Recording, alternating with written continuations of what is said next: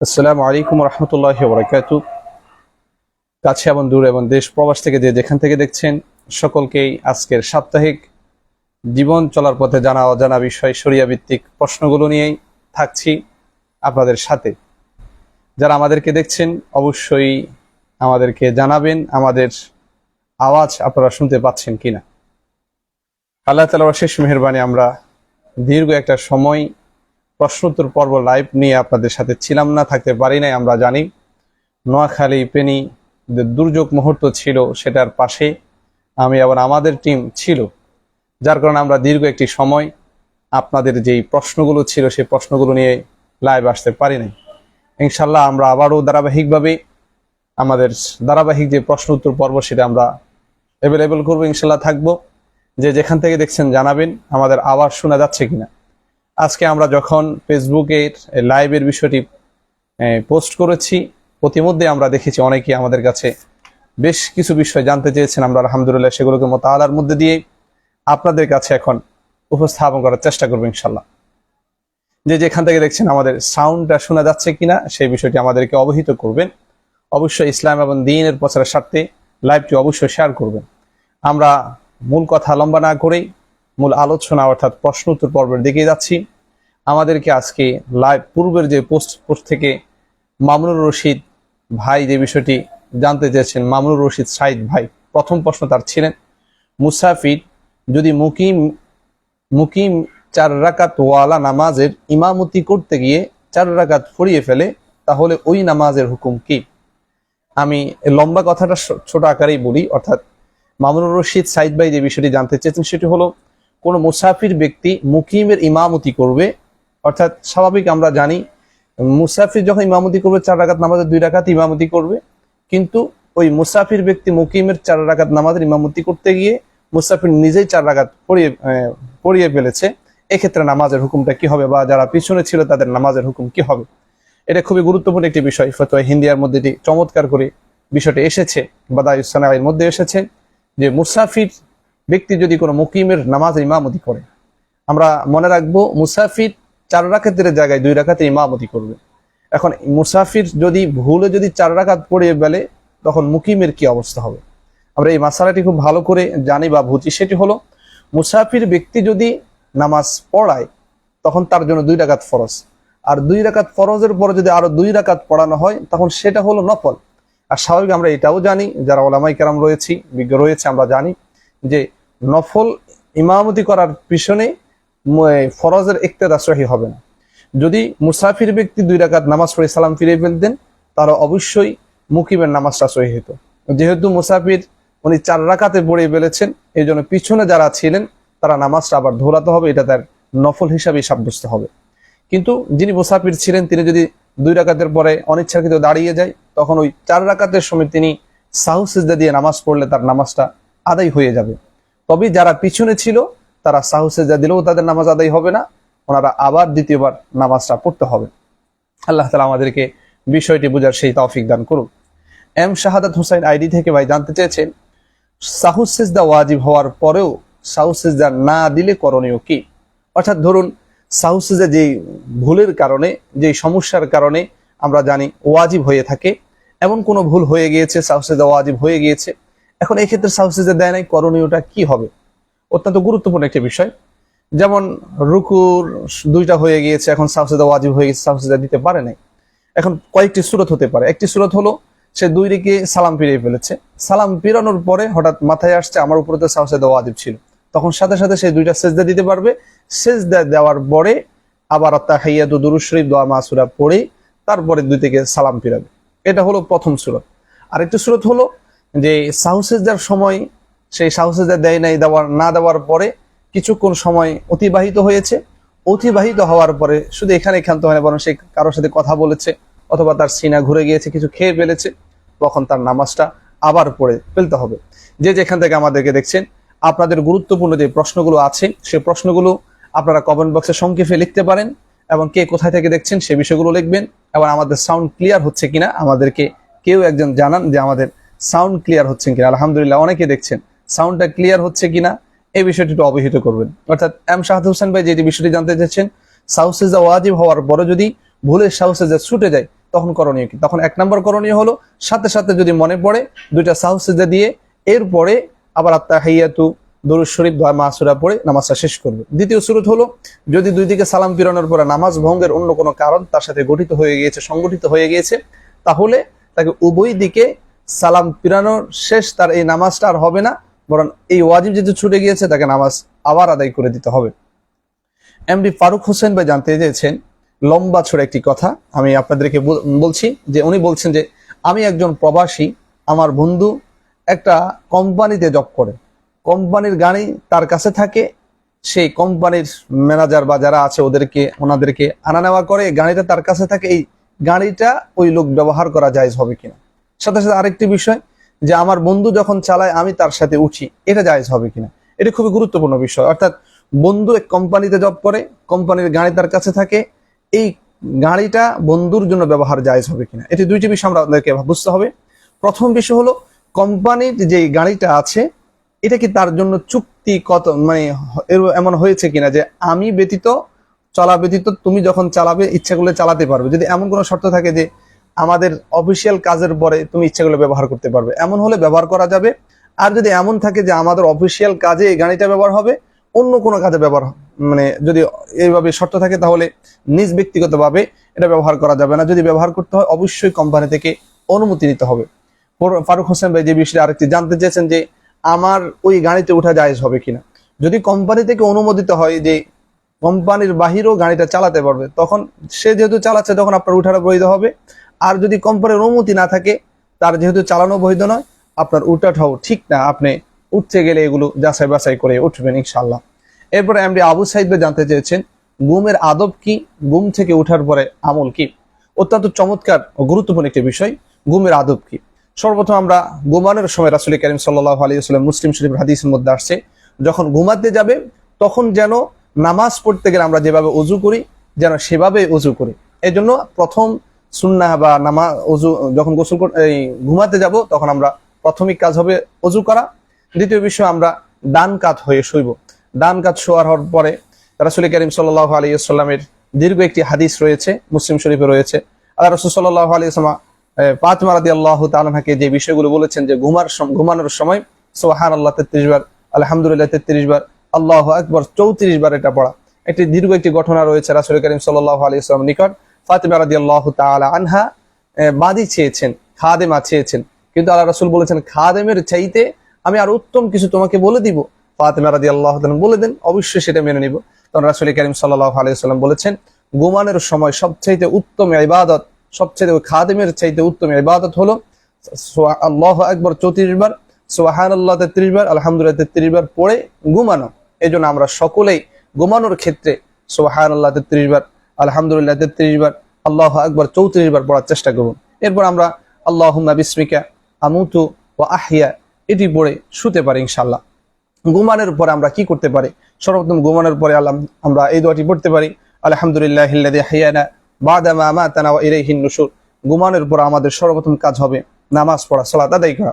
সেক্ষেত্রে আরেকটি দোয়া রয়েছে আল্লাহুম্মা ইন্নী আসবাহতু উশহিদুকা ওয়া উশহিদু হামালাতা আরশিকা ওয়া মালাইকাতাকা ওয়া জামিআ খালকিকা আন্নাকা আনতাল্লাহু লা ইলাহা ইল্লাল্লাহু ওয়া আন্না মুহাম্মাদান আবদুকা ওয়া রাসূলুক।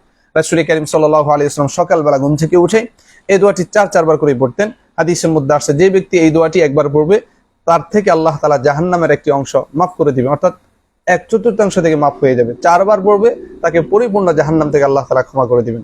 যে যেখান থেকে দেখছেন অবশ্যই আমাদেরকে জানাবেন আপনি কোন জায়গা থেকে আমাদেরকে দেখছেন, আমাদের সাউন্ড ক্লিয়ার হচ্ছেন কিনা এই বিষয়টি আমাদেরকে জানাবেন। আমরা আবারও বলছি আপনার জরুরি যে প্রশ্ন রয়েছে প্রশ্নটি কমেন্ট বক্সে সংক্ষেপে উল্লেখ করুন, আমরা ইনশাআল্লাহ সময় হলে আজকে উত্তর দেওয়ার চেষ্টা করবো, আর না হয় নেক্সট লাইভে আমরা আপনার প্রশ্নের উত্তর দেওয়ার চেষ্টা করবো ইনশাআল্লাহ। জি, আমরা এরপরে এমডি জয়নাল আবেদিন ভাই জানতে চেয়েছেন মহিলাদের চেহারা ঢাকতে হবে কিনা বেগানা পুরুষের সামনে, অর্থাৎ বেগানা পুরুষের সামনে মহিলাদের চেহারা ঢাকা ওয়াজিব বা ফরজ কিনা। অত্যন্ত গুরুত্বপূর্ণ একটি বিষয়। সূরা নূরের মধ্যে আসছে কুল্লিল মুমিনিনা ইয়াগুদ্দু মিন আবসারিহিম ওয়া ইয়াহফাযু ফুরুজাহুম। এরপর আয়াতে এসেছে ওয়া কুল্লিল মুমিনাতি ইয়াগুদ্দুনা মিন আবসারিহিন্না ওয়া ইয়াহফাযনা ফুরুজাহুন্না ওয়া লা ইউযিনা যিনাতাহুন্না। অর্থাৎ নারীদের যে বিষয়টি এসেছে ওয়া কুল্লিল মুমিনাত, আল্লাহ তাআলা বলেন নবী আপনি বলে দেন ওয়া কুল্লিল মুমিনাতি ইয়াগুদ্দুনা মিন আবসারিহিন্না, তারা যেন তাদের দৃষ্টিকে নত করে রাখে তারা যাতে করে তাদের যৌনাঙ্গকে হেফাজত করেন। এরপরে আল্লাহ তাআলা বলেছেন ওয়ালা ইউবদিনা যিনাতাহুন্না, তারা যাতে করে তাদের সৌন্দর্যটাকে ঢেকে নেন। এক্ষেত্রে সৌন্দর্যটাকে ঢেকে নেন বলতে আমরা সৌন্দর্য বলতে কি বুঝি? আসলে একজন মানুষের সবচেয়ে সৌন্দর্যের যে জায়গাটা সেটা হলো চেহারা। একজন মানুষের আমরা এই বিষয়টা বুঝতে পারি, যেমন আপনি কাউকে বিবাহ করতে গেলে দেখতে গেলে কেউ যদি আপনাকে হাত দেখালো অথবা পা দেখালো, চেহারা দেখালো না, তখন তো আপনি বিবাহ করবেন না, আপনি দেখবেন আগে চেহারাটা। এই জন্য চেহারাটা হলো মানুষের মূল রাজধানী, এটা হলো মূল ফটক, এটা অবশ্যই ডাকতে হবে। এভাবে সূরা আহজাবের বিভিন্ন আয়াতের মধ্যে এসেছে যে চেহারার ঢাকার বিষয়টি। এই জন্য চেহারা অবশ্যই ঢাকা, পুরা শরীরের মধ্যে চেহারাটা হলো আসল, এটা না ডাকলে পর্দা মেনটেন হবে না। এই জন্য অবশ্যই আমাদেরকে পর্দা মেনটেন করতে হবে, অবশ্যই চেহারাও আমাদেরকে ডাকতে হবে, সুযোগ থাকলে হাতও ডাকতে হবে। আল্লাহ তাআলা আমাদেরকে এভাবে আমাদের মা বোনদেরকে পর্দার সাথে চলানো সেই তৌফিক দান করুক। এরপরে এমডি আবু সাইদ ভাই জানতে চেয়েছেন, সোনালী ব্যাংকে অ্যাকাউন্ট করলে কি গুনাহ হবে? এটি খুবই গুরুত্বপূর্ণ বিষয়, সোনালী ব্যাংকে। বা আমাদের আনোয়ার ভাই জানতে চেয়েছেন যে ইসলামী ব্যাংকে অ্যাকাউন্ট না করলে গুনাহ হবে কিনা, এই ধরনের কিছু প্রশ্ন এসেছে। মনে রাখবো অ্যাকাউন্ট যে বিষয়টি রয়েছে আসলে এটি দীর্ঘ একটি আলোচনা, আমরা ইনশাল্লাহ দীর্ঘ একটি আলোচনায় বলবো যে কোন ধরনের অ্যাকাউন্ট করলে গুনাহ হবে। যেমন কিছু অ্যাকাউন্ট রয়েছে সেখানে আপনার টাকা জমাবেন, টাকা জমানোর পরে সেখানে সুদ আসবে, তখন অবশ্যই যেখানে হারাম আসবে সেখানে শুরুটা থেকে নিয়ে হারামের কার্যক্রম শুরু হবে। এই জন্য সোনালী ব্যাংক বলেন বা যেইগুলো সুদী ব্যাংক রয়েছে সেগুলোতে একটি ব্যাংকের কথা রয়েছে যেটি হলো অ্যাকাউন্ট, অর্থাৎ কারেন্ট অ্যাকাউন্ট। এই কারেন্ট অ্যাকাউন্ট বলতে কি বোঝানো হচ্ছে?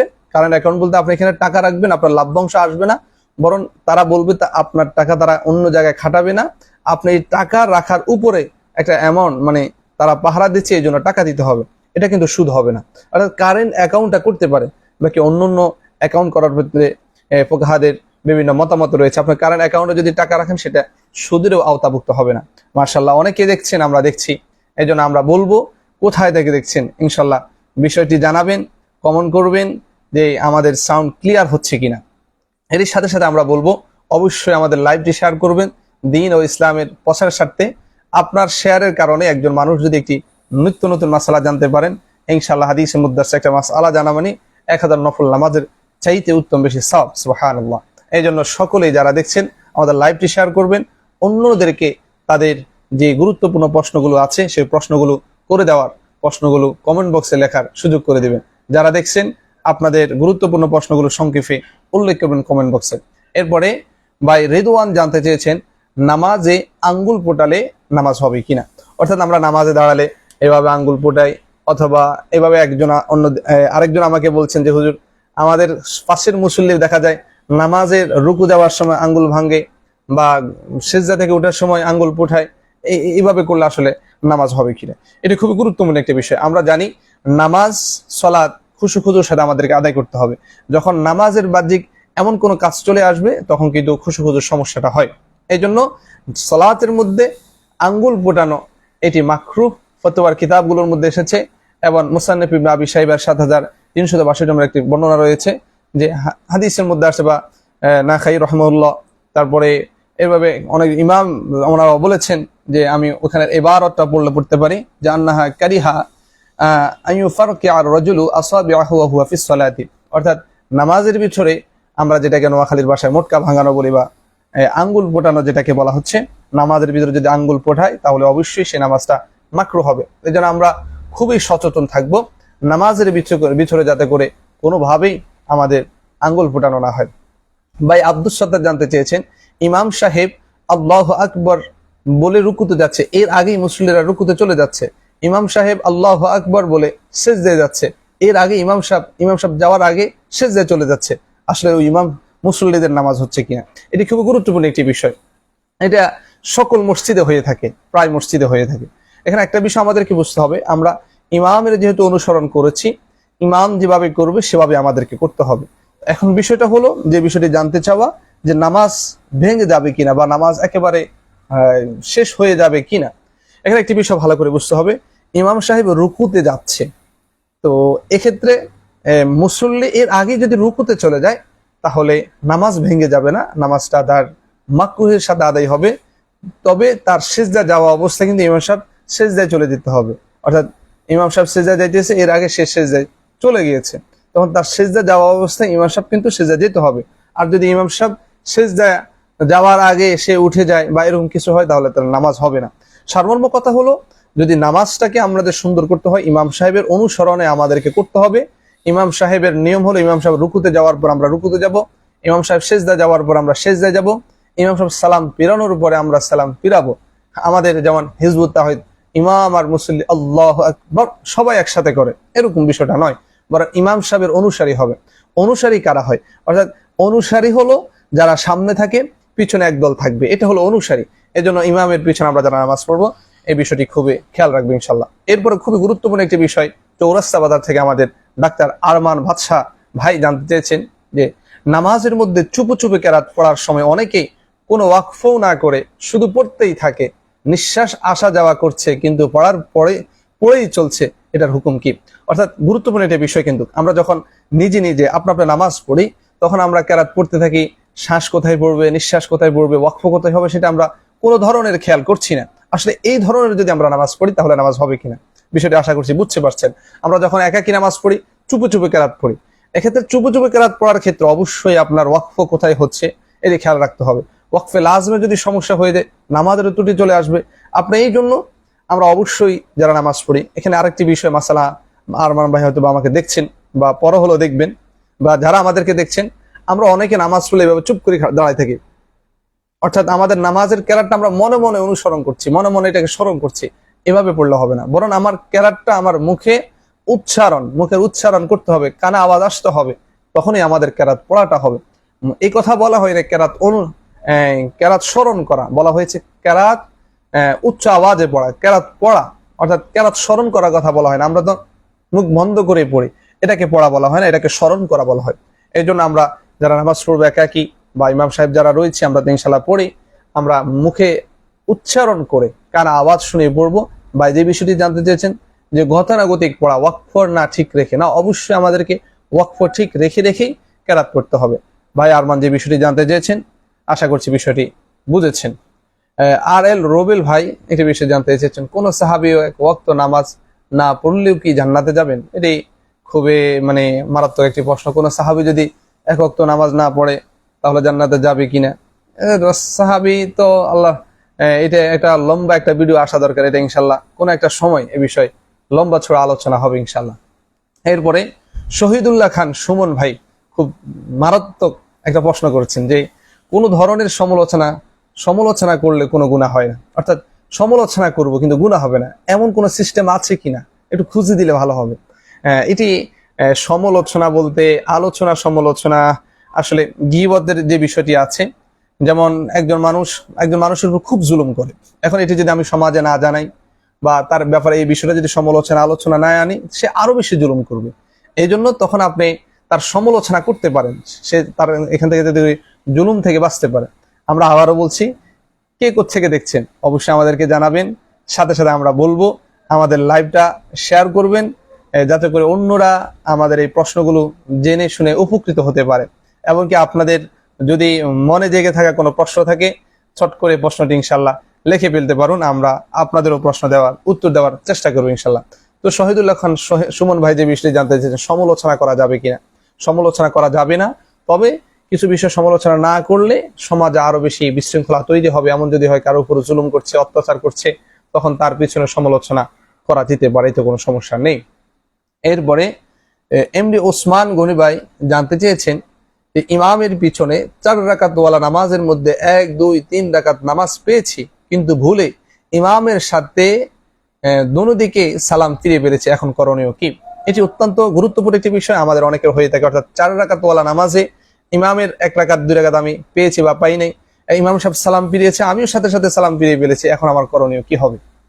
এখানে 2টি সূরত। প্রথম সূরত হলো ইমাম সাহেবের সালাম ফিরানোর পর আমার যদি সাথে সাথে যদি আমি সালাম ফিরি, একটা হলো সাথে সাথে, অথবা ইমাম সাহেব সালাম ফিরানোর পূর্ব যদি আমার সালাম ফিরানো হয়, সাথে সাথে আমার স্মরণ হবে, আমি দাঁড়িয়ে যাব। অর্থাৎ সালামটা কিন্তু তার সাথে সাথে হতে হবে। সাথে সাথে যদি হয়, তখন তাকে সাহু সেজদা না দিয়ে নামাজ পড়লে নামাজ হয়ে যাবে। আরেকটি বিষয় হলো ইমাম সাহেব সালাম ফিরিয়েছে, উনি কিছুক্ষণ অপেক্ষা করছে, এরপর আস্তে ধীরে সালাম ফিরিয়েছে, আস্তে ধীরে যদি সালাম ফিরায় তারপরে মনে পড়েছে না তার আসলে 3 রাকাত হয়েছে অথবা 2 রাকাত হয়েছে, তাহলে তাকে অবশ্যই সাহু সাজদা আদায় করতে হবে। এটি ফাতিহা বাদা ইউসানা এর মধ্যে এসেছে। অর্থাৎ যে বিষয়টি আমি বুঝাতে চাইছিলাম, বুঝতে পারছেন কিনা, যে 1 2 3 রাকাত যদি না পান ইমামের সাথে সালাম সাথে সাথে ফিরিয়ে ফেলছেন অথবা আগে ফিরিয়ে ফেলছেন, এরপরে মনে পড়ার পর সাথে সাথে দাঁড়িয়েছেন, তখন আপনার সাহু সাজদা দেওয়া লাগবে না। আর যদি ইমামের সালাম ফিরানোর পরে আপনি একটু চিন্তাধারা করেই সালাম ফিরিয়েছেন, এরপরে না আপনার মনে হয়েছে আপনি 3 রাকাত পেয়েছেন 1 রাকাত পান নাই, বা 1 রাকাত পেয়েছেন আর 1 রাকাত পান নাই, তখন আপনাকে অবশ্যই সাহু সাজদা দিয়েই নামাজ শেষ করতে হবে। এরপরে ভাই নাজিমউদ্দিন জানতে চেয়েছেন নাবালেগের আজান যদি দেয় আজান হবে কিনা। মনে রাখবো আজান দেওয়ার ক্ষেত্রে আমরা বালেগ দিয়ে চিন্তা করব, আজান দেওয়ার ক্ষেত্রে চিন্তা করব, অবশ্যই নাবালেগ দিয়ে আজান না দেওয়াই উচিত, এটি আমরা খুবই স্মরণ রাখবো। ভাই আরেকটি বিষয় জানতে চেয়েছেন যে নাবালেগ কেউ যদি ইমামতি করে তাহলে ওই নাবালেগের ইমামতি সহি হবে কিনা। এটা লম্বা ছড়ে একটি মতানৈক্য একটি বিষয়, এখানে ইখতিলাফ মতবিরোধপূর্ণ একটি বিষয়, নাবালেগ ইমামতি করলে ইমামতি হবে কিনা। প্রথম একটি বিষয় হলো আমাদের ফিকে হানাফি অনুযায়ী মাসআলা হলো নাবালেগ ইমামতি করলে ফরজ নামাজের ইমামতি হবে না, কারণ নাবালেগ যখন ইমামতি করবে তার জন্য তো নামাজ ফরজ না, নফল নামাজ। আর যারা পিছনে বালেগ রয়েছে তাদের উপরে তো নামাজ ফরজ, ওই হিসাবে নাবালেগের পিছনে বা নাবালেগ যদি ইমামতি করে ইমামতি হবে না। আমরা এ বিষয়ে অবশ্যই দৃষ্টি রাখবো। কে কে কোত্থেকে দেখছেন অবশ্যই আমাদেরকে জানাবেন, বা আমাদের যে আওয়াজ হচ্ছে কিনা এই বিষয়টি আমাদেরকে অবশ্যই জানাবেন। এরপরে নাহিদ হোসেন ভাই চাঁদপুর থেকে জানতে চেয়েছেন ইসলামী ব্যাংক থেকে লাভের অংশ খাওয়া যাবে কিনা। এটি শুধু ইসলামী ব্যাংক কেন আসছে, প্রত্যেকটা ব্যাংকের যে লাভের অংশ রয়েছে, যে আমরা ব্যাংকে টাকা রাখি সেই লাভের অংশটা খাওয়া যাবে কিনা, এটি খুবই গুরুত্বপূর্ণ একটি বিষয়। লাভের অংশ যখন আসবে মনে রাখবো এই লাভের অংশটা অবশ্যই আপনি খেতে পারবেন না, এটাকে আপনার কি করতে হবে, এই সওয়াবের নিয়ত ব্যতীত এটাকে সদকা করে দিতে হবে, অর্থাৎ এটার জন্য সওয়াব করা যাবে না। তবে একটা জিনিস বুঝতে হবে, সেটা হলো সওয়াবটা পাওয়া যাবে, কারণ আপনি একটি শরীয়তের বিধান মানছেন, অর্থাৎ সুদের টাকার একটা অংশ আপনি সওয়াবের নিয়ত ব্যতীত দিয়ে দিচ্ছেন, এই যে একটা মাসআলা মানছেন, সেই মাসআলার জন্য সওয়াব পাবেন, বাকি ওই টাকার জন্য সওয়াব পাবেন না। সওয়াবের নিয়ত ব্যতীত আমরা ইনশাআল্লাহ সেই টাকাটা দান করে দিব। যেই কোনো ব্যাংকের যেই সুদি লেনদেন আমাদের থেকে থাকে আমরা সেই বিষয়টি অবশ্যই খেয়াল রাখবো ইনশাল্লাহ। এরপরে আরেক ভাই জানতে চেয়েছেন চাচাতো বোনের মেয়েকে বিবাহ করা যায় কিনা। এটি অত্যন্ত বলতে গেলে চাচাতো বোনের মেয়েকে বিবাহ করতে যাবেন কেন, দেশে কি মেয়ের অভাব পড়েছে, চাচাতো বোনের মেয়েকে বিবাহ করা যাবে কিনা, অবশ্যই হ্যাঁ যাবে, চাচাতো বোনের মেয়েকে বিবাহ করা যাবে। অবশ্যই আমাদের সমাজে এগুলোকে রিসিভ করে না, অবশ্যই এভাবে আলোচনা সমালোচনা আসলে বিশেষ করে চাচাতো বোনের সাথে পর্দা করতে হবে, চাচাতো বোনের মেয়ের সাথে পর্দা করতে হবে, এগুলো আমাদের সমাজে এখন একেবারে উঠে গিয়েছে বলতে গেলে। এই জন্য আমরা এটাকে অনেকটা ডোন্ট মাইন্ড মনে করি, কিন্তু এক্ষেত্রে কিন্তু অনেক ধরনের অকারেন্স ঘটে থাকে। এই জন্য চাচাতো বোনের মেয়ে কেউ যদি কেউ বিবাহ করতে চায় বিবাহ করতে পারবে, এটা জায়েজ আছে। বলবেন হ্যাঁ মামা হচ্ছে, আমি আপনাদেরকে একটা মেসাল দিই, সেটা হলো হুজুর করিম সাল্লাল্লাহু আলাইহি ওয়াসাল্লাম আর আলী রাদিয়াল্লাহু তাআলা কিন্তু চাচাতো জ্যাঠাতো ভাই ছিলেন। তাহলে আলী রাদিয়াল্লাহু তাআলা তার জ্যাঠাতো ভাইয়ের মেয়ে ফাতেমাকে বিবাহ করেছে। সেক্ষেত্রে আসলে আমরা এক কথায় বাবা বলতে পারি যাকে বিবাহ করা যায় তার মেয়েকেও বিবাহ করা যায়। এই জন্য চাচাতো বোনকেও বিবাহ করা যায় ছিল, সেক্ষেত্রে চাচাতো বোনের মেয়েকেও বিবাহ করা যায়। এই জন্য চাচাতো বোনের মেয়ের সাথে পর্দা মেনটেন করা আমাদের অবশ্যই জরুরি। এই জন্য চাচাতো বোনের মেয়ের সাথে আমরা পর্দা মেনটেন করবো ইনশাআল্লাহ। আরেক ভাই জানতে চেয়েছেন কোরআন ধরে কসম করা যাবে কিনা, অর্থাৎ মহাগ্রন্থ আল কোরআন যেটি রয়েছে সেটি ধরে কসম করা যাবে কিনা। আমরা সমাজের মধ্যে অনেক বেশি এটা দেখি যে কোরআন ধরে বলতে হবে, কোরআন কসম করে বলতে হবে। আসলে কোরআন ধরে কসম করা এটাও গুনাহের কাজ। তবে যেহেতু কোরআন এটি আল্লাহ তাআলার কালাম, এটার অনেক শান মান রয়েছে, এখন কোরআন ধরে কসম না করাই এটা করলে গুনাহ। তবে কসম যদি কেউ করে ফেলে সেটা কসম হিসেবে সাব্যস্ত হয়ে যাবে। মনে রাখবো আমরা অনেকেই হিন্দু বা খ্রিস্টান যে সমাজগুলো রয়েছে তারা তাদের মা বাবা খাম্মা এদের নিয়েও কিন্তু কসম করে থাকে, কিন্তু ইসলামে কোনো ধরনের কোনো মানুষ নিয়ে কারো মানে কোনো বস্তু নিয়ে কসম করা যাবে না। শুধু কোরআন ধরে যদি কসম করে কসম হয়ে যাবে, তবে কোরআন ধরে কসম করলে এটা কিন্তু গুনাহ হবে। এই জন্য কোরআন ধরে কসম আমরা যাতে করে না করি, আমরা না করার চেষ্টা করব। যদি করি অবশ্যই কসমটা হয়ে যাবে, এটা খুব ভয়ানক হবে। এই কসম যদি কেউ ভঙ্গ করে অবশ্যই তাকে কাফফারা দিতে হবে। এরপরে ভাই রাসেল জানতে চেয়েছেন কয়টা পর্যন্ত তাহাজ্জুদ পড়া যাবে। অত্যন্ত গুরুত্বপূর্ণ একটি বিষয়, যে এখন রাত বড় হয়েছে, যে আমরা অনেকেই তাহাজ্জুদ পড়ার ইচ্ছা পোষণ করব। আমরা আবারও বলছি, কে কোত্থেকে দেখছেন অবশ্যই আপনার স্থান থেকে আমাদেরকে কমেন্ট করে জানাবেন আপনার অমুক জায়গা থেকে দেখছেন। এর সাথে সাথে আমাদের ভিডিওটি শেয়ার করবেন, যাতে করে অন্যরা শুনে অন্যরাই ভিডিও দেখে ফায়দা নিতে পারে। এই জন্য কে কোথায় থেকে দেখছেন জানাবেন। হ্যাঁ, আমাদের আলহামদুলিল্লাহ এখন 41-এর উপরে দেখছেন, কিন্তু সাউন্ড ক্লিয়ার কিনা এই বিষয়টি আমাদেরকে কেউ জানান নেই। দয়া করে কেউ একজন জানাবেন আমাদের সাউন্ড ক্লিয়ার হচ্ছে কিনা, বা কে কোথায় থেকে দেখছেন অবশ্যই জানাবেন। সাউন্ড ক্লিয়ার হচ্ছে কিনা কেউ একজন আমাকে জানান। আমাদের এই অনেকেই বড় ভাই আছেন বা ভক্তকুল রয়েছেন, কোথায় থেকে দেখছেন, সাউন্ড ক্লিয়ার হচ্ছে কিনা জানাবেন। যাই হোক, ভাই রাসেল জানতে চেয়েছেন কয়টা পর্যন্ত তাহাজ্জুদ পড়া যায়। জি, কয়টা পর্যন্ত তাহাজ্জুদ পড়া যায়, এই জন্য যেহেতু রাত বড় হয়েছে তাহাজ্জুদ পড়ার একটা সময় সুযোগ হয়েছে। আমরা বলবো তাহাজ্জুদ পড়ার জন্য নির্দিষ্ট কোনো সময় নেই, যে 4টা পর্যন্ত তাহাজ্জুদ পড়তে পারবেন, 3টা পর্যন্ত তাহাজ্জুদ পড়তে পারবেন না, বিষয়টা এরকম কোনো। সুবহ সাদেক যখন পর্যন্ত উদিত না হবে ততক্ষণ পর্যন্ত তাহাজ্জুদ পড়া যাবে। বর্তমান সময়ে মেবি আমার মনে হয় 4:30 পর্যন্ত কোনো ব্যক্তি চাইলে তাহাজ্জুদ পড়তে পারবে। তাহাজ্জুদ কয় রাকাত? 2 রাকাত থেকে নিয়ে 8 রাকাত, যত রাকাত আপনি পড়তে পারেন সুন্দর করে কোয়ালিটি পূর্ণ করে তাহাজ্জুদ পড়ার চেষ্টা করব। সারমর্ম কথা হলো, তাহাজ্জুদ পড়ার জন্য কোনো নির্দিষ্ট সময় নেই, বরং সময়কে ধারণ করে সুবহ সাদেক যখন উদিত হয় তখন আগ পর্যন্ত, এটা হলো এই সুবহ সাদেকের আগ পর্যন্ত হলো তাহাজ্জুদের সময়। এরপরে যখন আজান হয়ে যাবে বা সুবহ সাদেক, আমরা অনেকে মনে যে আজান পর্যন্ত তাহাজ্জুদ পড়া যাবে না, বিষয়টা এরকম নয়, বরং সুবহ সাদেক আমাদের সমাজগুলোতে কিন্তু সুবহ সাদেকের পর 20-15 মিনিট পর আজান দিয়ে থাকে। এই জন্য আমাদের সকলের ঘরে স্থায়ী ক্যালেন্ডার থাকা দরকার, যাতে করে আমরা আমাদের নামাজের ওয়াক্তগুলো বুঝতে পারি, নামাজের ওয়াক্তগুলো আমরা যাতে করে বুঝতে পারি কখন সুবহ সাদেক হচ্ছে, কখন সুবহ কাযিব হচ্ছে। আল্লাহ তাআলা আমাদের সকলকে এ সকল মাসাইল বুঝে শুনে আমল করার সেই তৌফিক দান করুক। আমাদের আরেকবার জানতে চেয়েছেন যে সম্মিলিত মুনাজাতের পর সালাম দেওয়া যাবে কিনা। সম্মিলিত মুনাজাতের পরে সালাম দেওয়া মানে কি? যেমন ধরেন আমাদের মসজিদে একটা আয়োজন হলো অথবা কারো ঘরে কোনো আয়োজন হলো, তখন আমরা মুনাজাত দিয়ে থাকি, মুনাজাত দেওয়ার পরে উঠে চলে যাওয়ার সময় সবাই বলে আসসালামু আলাইকুম। বিশেষ করে কিছু মুরব্বী, আমরা যারা মুরব্বীদেরকে দেখি, মুরব্বীরা এইভাবে করে থাকেন। আসলে এটা শরীয়তে বৈধতা দেয় কিনা এই বিষয়ে আমরা তিরমিজি শরীফের একটা হাদিস দেখতে পারি, 706 নম্বর বর্ণনার মধ্যে রয়েছে। রাসূল কারীম সাল্লাল্লাহু আলাইহি ওয়াসাল্লাম বলেছেন, প্রথম সালাম থেকে শেষ সালাম অর্থাৎ শেষ সাক্ষাতের সালামটা কোনোভাবেই অনুত্তম নয়, বরং শেষ জায়গা থেকে উঠে যাওয়ার ক্ষেত্রে শেষ সালামটা যে ফালাইসাতিল উলা বিআহাক্কু মিনাল আখিরা, অর্থাৎ প্রথম সালাম থেকে নিয়ে শেষ সালামটা আরো বেশি উত্তম। এক্ষেত্রে এই জন্য আমরা যখন সম্মিলিত মুনাজাত শেষ করি, তখন এক লোক আছে, কিছু লোক থাকে যা আসসালামু আলাইকুম ওয়া রাহমাতুল্লাহ বলে হাঁটা শুরু করে। তখন তার যদি এটা চলে যাওয়ার সালাম হয়, এতে কোনো সমস্যা নাই, এটাই সালাম হিসাবেই, বা এটা বেদাত বা এমন কোনো কথা বলা যাবে না, সেটা জায়েজ আছে। আরেকটা বিষয় হয়ে থাকে যে আমরা নামাজের পরে এইভাবে স্বাভাবিক কেউ যদি মুনাজাত দেয়, তখন আরো বাকি নামাজ আছে, সে সালাম দিল, মসজিদে অন্যদের নামাজ ক্ষতি হলো, এইভাবে সালাম দেওয়ার প্রয়োজন নেই। আল্লাহ তাআলা আমাদের সকলকে এই লাইভটি শেয়ার করে আমাদেরকে যে বিভিন্ন প্রশ্নগুলো ছিল, প্রশ্নগুলোর উত্তর অন্যদের কাছে পৌঁছিয়ে দেওয়ার সেই তৌফিক দান করুক।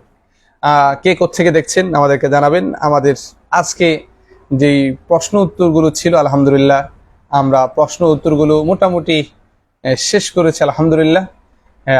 ইনশাআল্লাহ আমরা ধারাবাহিকভাবে গত মেবি 11 তারিখ থেকে, গত মাসের 11 তারিখ থেকে নিয়ে আজকে পর্যন্ত আমরা তেমন একটি প্রশ্ন উত্তর আপনাদেরকে পৌঁছাতে পারি নাই, আমাকে প্রশ্ন উত্তর নিয়েও নাই।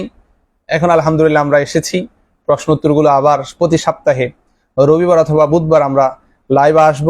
আপনাদের নির্বাচিত প্রশ্নগুলো যখন আমাদের কাছে আগে আসবে, মোতালা করার মধ্য দিয়ে আপনাদের কাছে প্রশ্নের উত্তরগুলো প্রদান করার চেষ্টা করবো ইনশাল্লাহ। আমরা আমাদের যে বন্যার্থ যে কার্যক্রম ছিল, আলহামদুলিল্লাহ আপনাদের অনুদানে, আপনাদের সহযোগিতায় আমরা মোটামুটি শেষ করেছি। আমাদের প্রায় 12 লক্ষ টাকার উপরে আলহামদুলিল্লাহ আপনারা আমাদেরকে পাঠিয়েছেন। আমরা সেই আমানতগুলো আমাদের কাছে মেবি 36,000 টাকা প্লাস এখনো আমাদের কাছে আছে। ইতিমধ্যে আমরা বলেছিলাম যে আসুন্নাহ ফাউন্ডেশন যে ঘরগুলোকে তালিকা করেছে, ও ঘরগুলো করার পরে আরো যদি কিছু ঘরের তালিকাভুক্ত না হয়, ইনশাল্লাহ আদ-দাওয়া ওয়াল খিদমা ফাউন্ডেশন, আপনাদের আস্থার ফাউন্ডেশন, ভালোবাসার ফাউন্ডেশন, ইনশাল্লাহ আমরা কিছু ঘরের কাজ করার চেষ্টা করবো ইনশাল্লাহ। টাকা কোত্থেকে ব্যবস্থা আল্লাহ ভালো জানেন, বাকি যে টাকা রয়েছে এর সাথে আরো কিছু টাকা আমরা যোগ বিয়োগ করে ইনশাল্লাহ কিছু ঘরের আমরা কার্যক্রম হাত দিব খুব শীঘ্রই। আমরা যে যেখান থেকে দেখছি অবশ্যই নোয়াখালীবাসীর জন্য দোয়া করব, আল্লাহ তাআলা যাতে করে আমাদেরকে এই বন্যার্ত এলাকা থেকে বা বন্যার্ত এখনো পানি উঠে আছে সেখান থেকে যাতে করে আমরা আল্লাহ তাআলা আমাদেরকে হেফাজত করেন। ইনশাল্লাহ আমাদের সামনের কার্যক্রম থাকবে পুনর্বাসনের সাথে সাথে। আমরা আবারও বলছি, আপনাদের যে কোনো প্রশ্ন আমাদেরকে আমার ইনবক্সে অথবা আমার এই পোস্টের কমেন্ট বক্সে দিতে পারেন, আমরা যাতে করে আপনাদের কমেন্টগুলো, কেউ কমেন্ট করছেন কিনা আসলে আমি